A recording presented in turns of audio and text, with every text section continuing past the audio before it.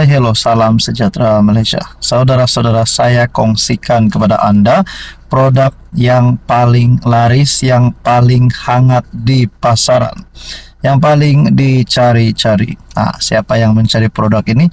Sudah tentu kepada Anda yang mahu sembuh daripada pelbagai jenis penyakit. Saudara-saudara, ada satu produk bernama Transfer Factor for Life. Nah, ini satu produk yang sangat bagus, sangat recommended kepada Anda yang mempunyai beberapa jenis penyakit, contohnya kencing manis, kolesterol. Jadi, saudara-saudara, produk ini, Transfer Factor for Life, mampu menguatkan imun badan kita sehingga 400%. Wow, saudara-saudara, sebanyak 400% meningkatkan kekuatan imun tubuh badan kita, sehingga ini boleh melawan penyakit dari dalam, dan kita boleh kata kita kebal dan sihat dan kuat untuk melawan penyakit. Jadi kepada Anda yang ingin mengetahui lebih lanjut, jangan tangguh-tangguh, jangan tunggu lagi. Inilah masanya untuk Anda mencoba produk yang sangat baik ini. Ini menguatkan imun tubuh badan kita untuk melawan penyakit-penyakit. Sila PM nombor tertera. Nah, ini seluruh Sabah, Sarawak dan seluruh semenanjung Malaysia. Sila PM untuk info lebih lanjut. Hello semua, salam sejahtera Malaysia. Selamat datang ke channel Fels Lifestyle. Terima kasih kerana terus setia dan terus bersama di dalam channel ini. Walaupun sudah mulai sejuk, walaupun air sudah mulai tenang, walaupun ombak sudah mulai kurang, tidak lagi riuh, tidak lagi bising, tapi pemilihan PKR masih lagi menjadi antara cerita yang panas. Dengan kalahnya Rafizi, banyak spekulasi berlaku.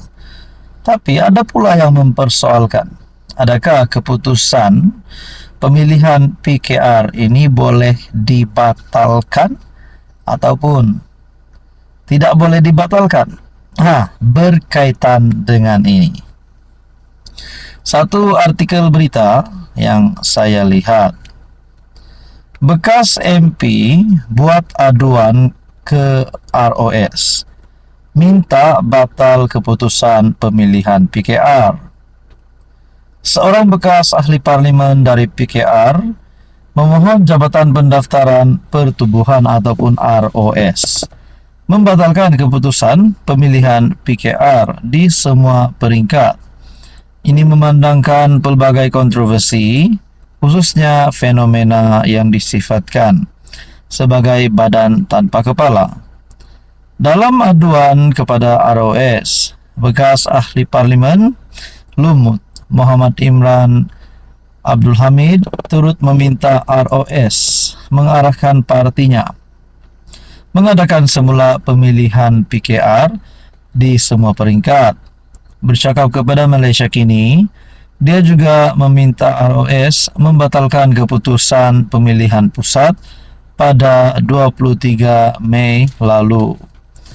Nah, saudara-saudara yang saya amat hormati, tuan-tuan dan puan, kalaulah pemilihan PKR, semualah pemilihan pusat yang diadakan bagi parti PKR ini dibatalkan, adakah dengan ini Rafizi Ramli mampu menang semula jawatan nombor 2 parti, yaitu sebagai timbalan presiden? Kerana kita dapat lihat dengan kekalahan Rafizi, apa yang berlaku. Dengan kemenangan Nurul Izzah baru-baru ini, apa yang berlaku. Jadi mungkinkah kalaulah ada rematch ataupun pemilihan semula, adakah Rafizi mempunyai harapan lagi? Saudara-saudara, apa komen Anda? Hai, hello, salam sejahtera Malaysia. Selamat datang ke channel Fels Lifestyle. Terima kasih kerana terus setia dan terus bersama di dalam channel ini. Saudara-saudara, tuan-tuan dan puan yang saya amat hormati, apa yang berlaku berkaitan dengan skandal rasuah di Sabah?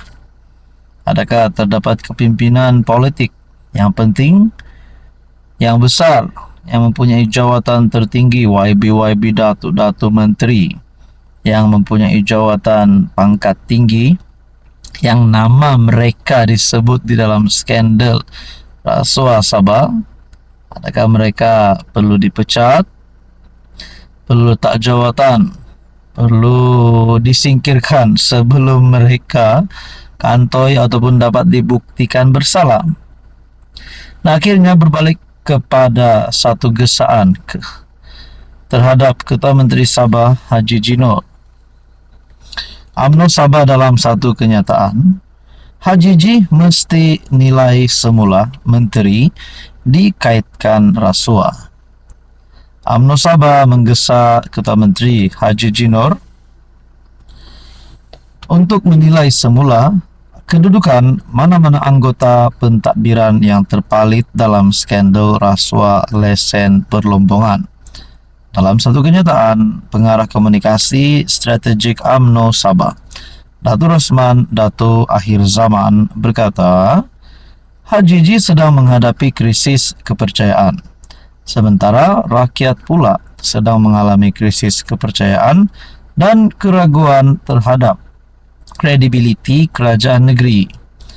Laporan media mengenai penyerahan kertas siasatan oleh SPRM kepada pejabat peguam negara berhubung skandal perlombongan di Sabah adalah bukti jelas bahawa pentadbiran kerajaan Sabah di bawah pimpinan Ketua Menteri kini terbeban dengan dakwaan serius yang mencemarkan integriti pentadbiran negeri.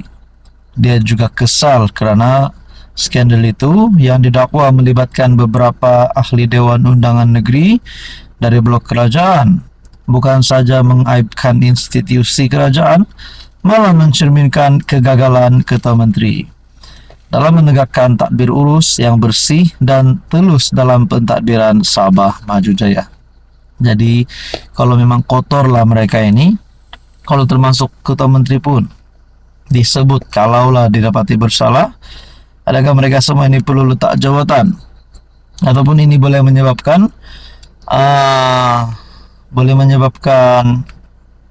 kerosakan ataupun mencemarkan hubungan di antara kerajaan negeri ataupun di antara hubungan GRS dan kerajaan perpaduan. Saudara-saudara, apa komen Anda? Hai, hello, salam sejahtera Malaysia. Selamat datang ke channel Fels Lifestyle. Terima kasih kerana terus setia dan terus bersama di dalam channel ini. Saudara-saudara, tuan-tuan dan puan-puan yang saya amat hormati, akhirnya satu lagi keputusan duka cita, keputusan malang, keputusan buruk untuk Parti Bersatu, untuk Muhyiddin Yassin, dan sudah pasti untuk Perikatan Nasional. Berita duka cita ini, Mahkamah Umum kejutan. Mahkamah perintah akaun bank Bersatu berjumlah RM195 juta kekal dibekukan. Nah, saya mau tanya, kalau orang kampung nih, kalau dengar RM195 juta, duit ini cukup banyak, sangat banyak. Ada yang mulai tertanya-tanya, Parti Bersatu ini bukan macam UMNO, parti yang sudah lama berada di Malaysia. Parti Bersatu ini antara parti yang masih baru. Ada yang bertanya-tanya, macam mana, bagaimana, dari mana terhasilnya RM195 juta ini? Ya, walaupun ia dibekukan, tapi orang mulai bertanya, dari manakah Bersatu mampu mendapat duit sebanyak ini? Mampu mengumpul RM195 juta. Sedangkan pernah menjadi kerajaan pun tidak terlalu lama. Nah, adakah 195 juta ini sebenarnya memang duit sakau ataupun duit curi? Nah, itu menjadi pertanyaan orang kampung lah. Nah, akhirnya saudara-saudara, uang berjumlah RM195 juta di dalam akaun bank milik Bersatu akan terus dibekukan sementara menunggu keputusan dua permohonan semakan kehakiman dan prosiding jenayah berkaitan.